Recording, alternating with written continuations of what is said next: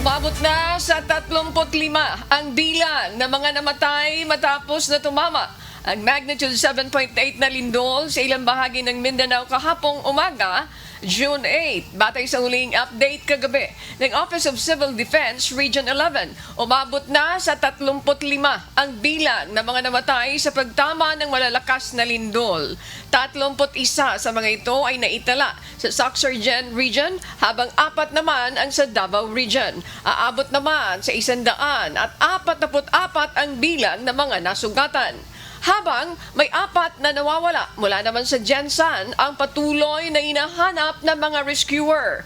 Pasado alas 7:30 ng umaga kahapon, June 8, nang yanigin ng magnitude 7.8 na lindol ang ilang lugar sa Mindanao. Naitala ang sentro ng lindol sa may baybayin ng Maasim, Sarangani. Sa lakas ng lindol, ilang mga gusali ang gumuho. Nataranta rin ang mga pasaherong naghihintay kahapon ang biglang bumagsak ang mga kisame at dingding ng Jensen Airport dahil sa tindi ng pagyanig.